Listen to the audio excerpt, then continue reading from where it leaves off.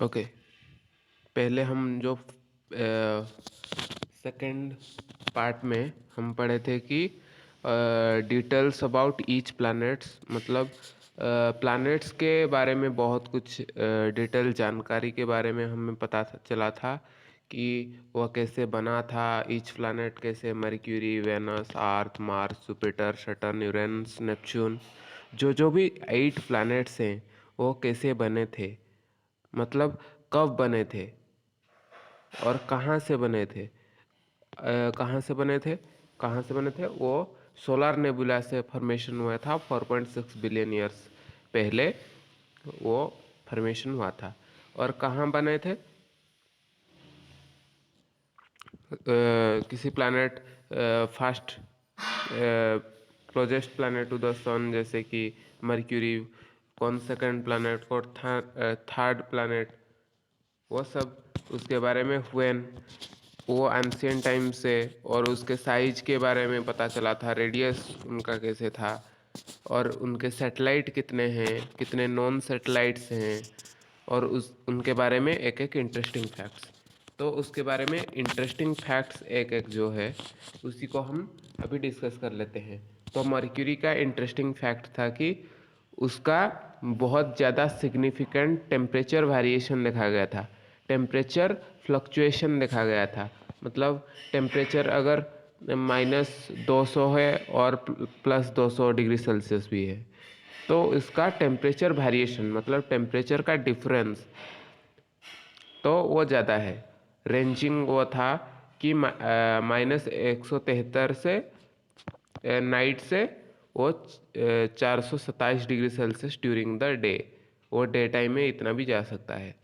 तो here a great temperature variation must seen. उसके बाद वेनस के इंटरेस्टिंग फैक्ट्स। तो वेनस में एक थिक एटमॉस्फेयर था जो कि कार्बन डाइऑक्साइड से बना था। इसीलिए कार्बन डाइऑक्साइड से बनने के कारण उधर वो हॉटेस्ट प्लैनेट हुआ, क्योंकि उधर सल्फ्यूरिक एसिड ज़्यादा मिला। तो carbon dioxide it is carbon dioxide से पूरा घिरा हुआ थिक एटमॉस्फेयर वेनस पे प्रेजेंट था। और अब अर्थ में, अर्थ इज़ ओनली प्लैनेट जहाँ पे लाइफ एग्जिस्ट करता है, known to support life. And here on the earth a diverse range of ecosystem देखा गया है। मतलब इधर इकोसिस्टम अगर देखें तो बहुत सारे इकोसिस्टम है, pond ecosystem, forest ecosystem, wild life ecosystem, grassland ecosystem. There is numerous amount of ecosystem, numerous amount of species, numerous amount of vegetation here on the earth possible, and a protective atmosphere is also present। Protective atmosphere के साथ साथ diverse range of, मतलब बहुत ज़्यादा range, बहुत ज़्यादा number ecosystem का और स्पेसीज का इधर देखा जाता है। और मार्स में largest volcano in the solar system देखा गया है, जिसका नाम है ओलंपस मॉन्स, जो कि उसका हाइट है 22 किलोमीटर। हमारे अर्थ में जो एटमॉस्फेयर है 16 kilometre, from the surface of the earth there is atmosphere is present. But interesting fact is of the Mars is the largest volcano in the ecosystem, sorry, in the solar system is present on the Mars. Okay, its name is Olympus Mons, which is about 22 kilometre height. उसके बाद आता है Jupiter. Jupiter के interesting fact, उसका ज़्यादा magnetic field है, क्योंकि क्यों ज़्यादा मैग्नेटिक फील्ड है, ज़्यादा मैग्नेटिक फील्ड है क्योंकि उसका वॉल्यूम ज़्यादा है, और उधर एक ग्रेट रेड स्पॉट देखा जाता है, और उधर जिएंट स्टॉर्म मतलब बड़ा स्टॉर्म देखा गया है, जो कि ragging for at least 400 years, ragging मतलब उसी जगह पे घूमना। 400 साल से वह उधर उसी जगह पे घूम रहा है। उसके बाद आया है Saturn. Saturn also extensive ring system के लिए फेमस है। मतलब सटन के चारों साइड में एक रिंग फॉर्मेशन हुआ है, उसको बलय बोलते हैं। और इट इज़ कंपोज्ड, मतलब वो बना है icy particles, rocky debris and dust से मिलकर। आइसी पार्टिकल्स मतलब बर्फ़ के कुछ कण, उसके बाद रॉकी डेब्रिस, डेब्रिस का मतलब है फ्रैगमेंट्स, मतलब रॉक का कुछ टुकड़ा को लेकर बना है, और डस्ट को लेकर बना है वो रिंग सिस्टम। उसके बाद आया है यूरेनस। यूरेनस में वो साइड रोटेशन करता है, rotates on it sides. Axial tilt उसका 98 डिग्रीज है, और उसका एक्सट्रीम सीजनल वेरिएशन देखा जाता है, बहुत सारे सीजन चेंज होता है वो होता है। उसके बाद नेपच्यून। नेपच्यून में आता है कि strongest wind in the solar system देखा गया है नेपच्यून, जिसको रिकॉर्ड किया गया है कि 2100 किलोमीटर पर आवर की बेग रफ्तार से उधर विंड चलता है। उसके बाद और इंटरेस्टिंग फैक्ट्स हम अगर देखेंगे मर्क्यूरी के बारे में, तो mercury has a thin atmosphere. Mercury के एटमॉस्फेयर बहुत पतले हैं, विच इज कॉल्ड एक्सोस्फीयर, जो कि मेनली बना हुआ है oxygen, sodium, hydrogen, helium and potassium को लेकर। और उसी एक्सोस्फीयर में it is so thin that it can not support weather और विंड। इतना पतला है कि उधर विंड भी फ्लो नहीं कर सकता, वेदर ऑल्सो नॉट पॉसिबल। और क्या, मर्क्यूरी का जो सरफेस है इट इज़ हेवीली क्रेटर्ड। क्रेटर्ड का मतलब क्या है? क्रेटर मतलब गड्ढा, गड्ढा बन जाना। और जैसे कि मून में अभी सरफेस में बहुत ज़्यादा क्रेटर्स देखते हैं similar to the moon, Mercury surface भी उसी तरह हेवीली क्रेटर्ड है। सो इट इंडिकेट, क्या वो दर्शाता है? दर्शाता है कि it has been geological inactive for billion years. वो दर्शाता है कि ज़्यादा क्रेटर्ड है क्योंकि it is geologically inactive for billion years. बहुत अरबों खरबों सालों से वो जियोलॉजिकली इनएक्टिव स्टेट में पड़ा रहा है। क्योंकि अगर हम अभी अर्थ को उसके हिसाब से कंपेयर करेंगे तो अर्थ में अभी ज़्यादा गड्ढे दिख रहे हैं क्या? क्योंकि उधर ह्यूमन पॉपुलेशन बैठ गया है, उधर फ्लैट सरफेस ज़्यादा हो गए हैं। ओके। और अगर बोलेंगे तो कि मर्क्यूरी का जो सरफेस है वो this is not touched by any, it is remains untouched. उसके बाद आता है वेनस। सो मर्क्यूरी का it is mercury has very thin atmosphere known as exosphere, and it is composed mainly of oxygen, sodium, hydrogen, helium, potassium.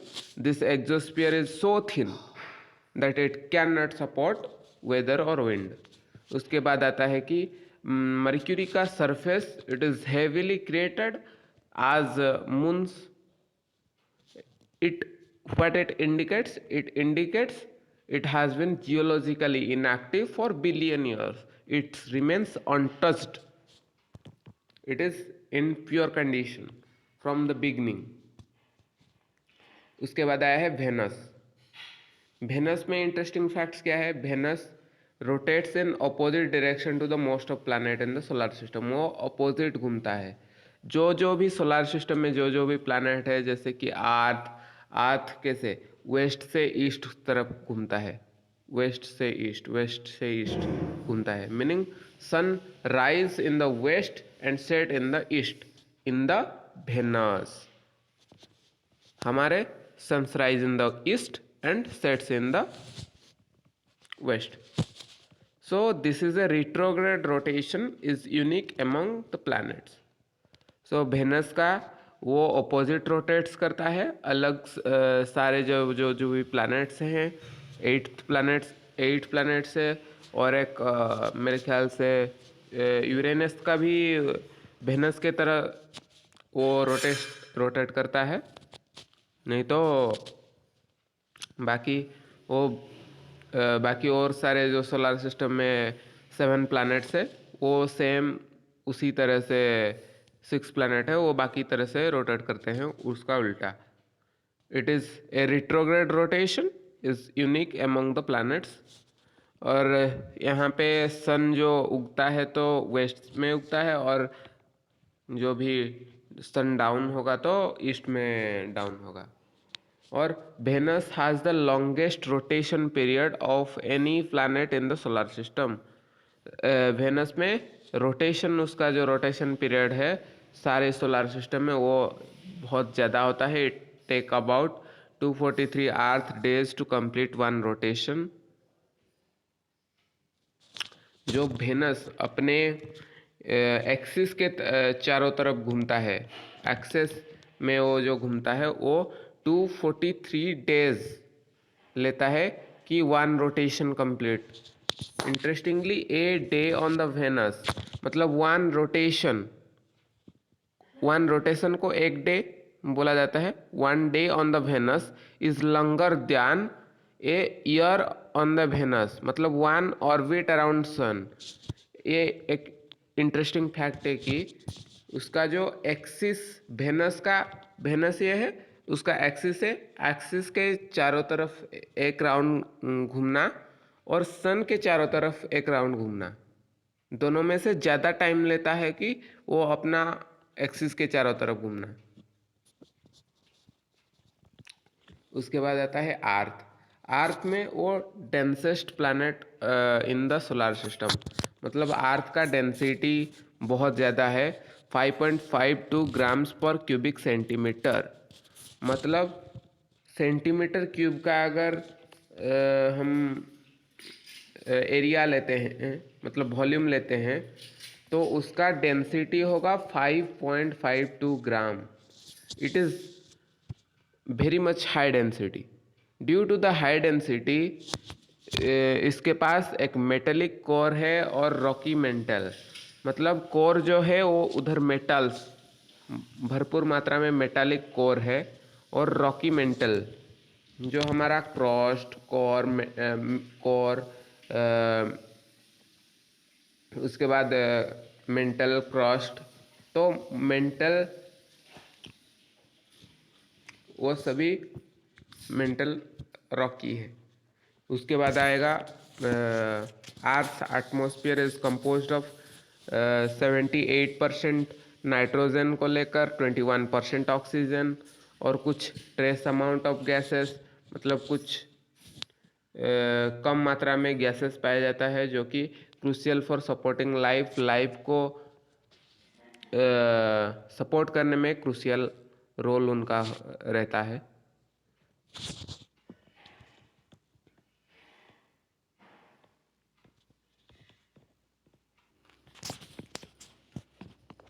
उसके बाद अगर Mars का देखेंगे तो मार्स में वो लार्जेस्ट डस्ट स्टॉर्म्स देखा जाता है सोलर सिस्टम में।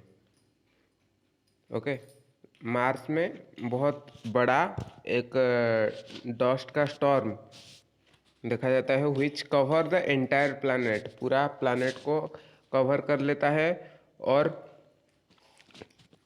वो बहुत समय तक, मतलब 1 महीने तक भी रहता है, पूरा वो कवर करके रखता है। और this storm are driven by the sun heating the Martian surface.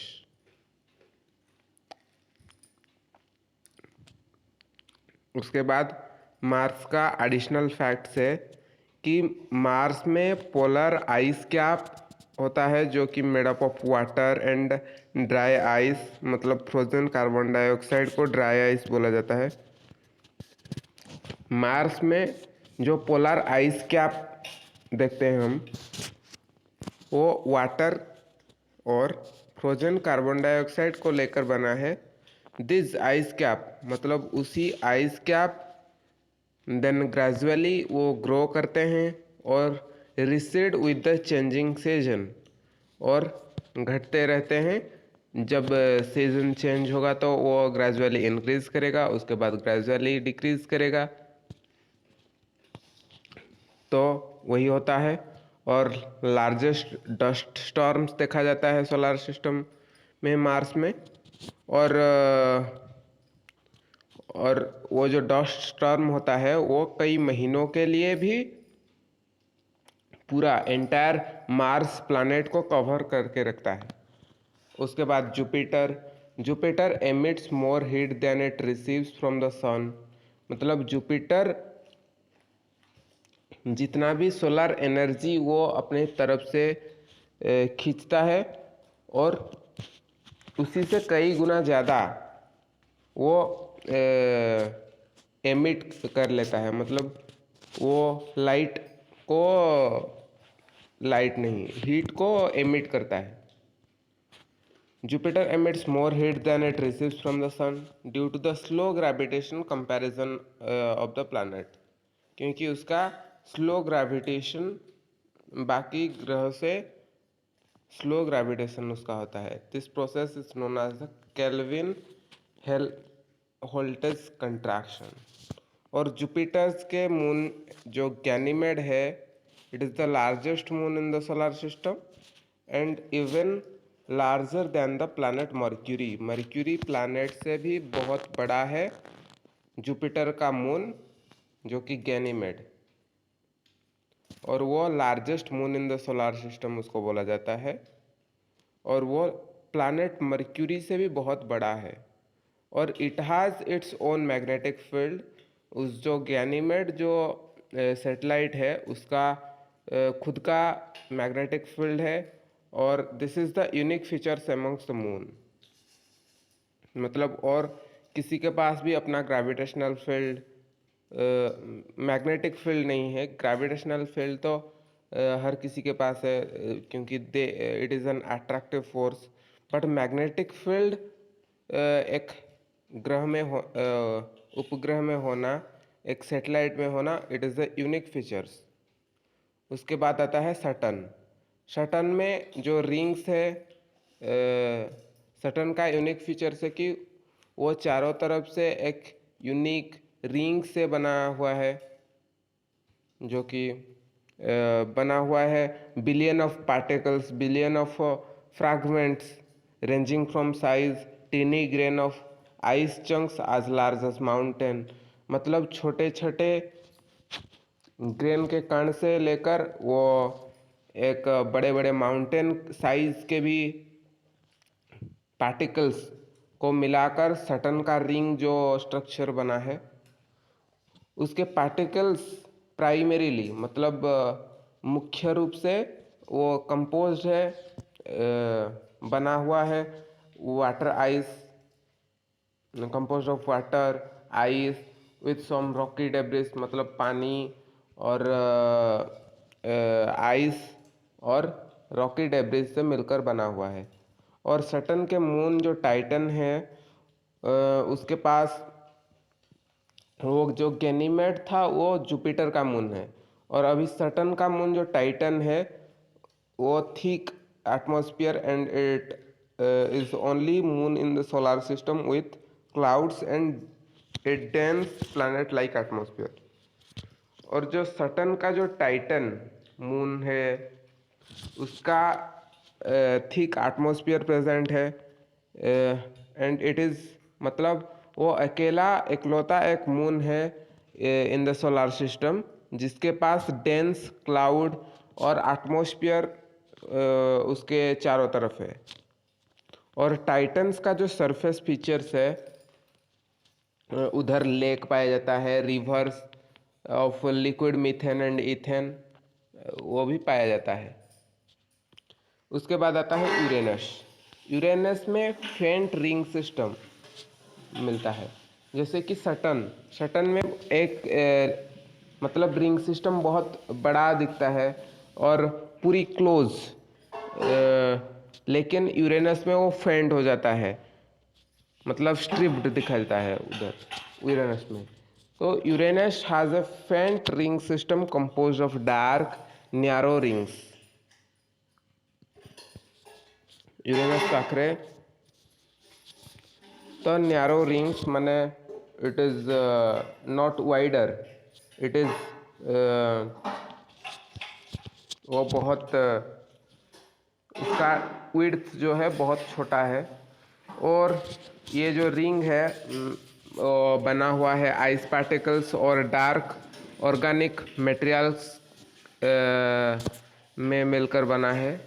और Uranus has extreme axial tilt 98 degrees का, और ये इसके हिसाब से due to axial tilt of 98 degrees इसका एक्सट्रीम सीजनल वेरिएशन उधर देखा जाता है। और each pole gets around 42 years of continuous sunlight followed by 42 years of darkness. मतलब जो उसका पोल है, दो पोल, साउथ पोल नॉर्थ पोल, वो पूरा 42 ईयर्स के लिए पूरा सन उधर गिरता है, मतलब सन का रेज गिरता है, तो उधर सनलाइट कंटिन्यूस सनलाइट 42 ईयर्स के लिए रहता है। फिर 42 ईयर्स डार्कनेस उधर रहता है, फिर 42 ईयर्स कंटिन्यूस सनलाइट वो रहता है due to the axial tilt of 98 degrees. और उधर एक्सट्रीम सीजनल वेरिएशन देखा जाता है। उसके बाद आता है नेपच्यून। नेपच्यून का जो मून है ट्राइटॉन, ये जियोलॉजिकली एक्टिव है with glacier that spew nitrogen gas. उधर ग्लेशियर पाया जाता है जो कि स्प्यू मतलब वो एमिट करता है, नाइट्रोजन गैस को एमिट करता है। और ट्राइटॉन के पास one of the coldest object in the solar system, मतलब ट्राइटन जो है एक बहुत कोल्डेस्ट ऑब्जेक्ट, सोलर सिस्टम का एक कोल्डेस्ट ऑब्जेक्ट माना गया है। उसके टेम्परेचर, क्योंकि उसके टेम्परेचर -235 डिग्री सेल्सियस है, इसलिए it is the coldest object in the solar system. उसके एडिशनल फैक्ट्स है कि Neptune has dynamic atmosphere with large storm. Neptune के पास डायनामिक एटमॉस्फेयर है, उधर लार्ज स्टॉर्म्स देखा जाता है, fastest winds in the solar system reaching speed up to 2100 kilometre for hour. तो ये देखा जाता है।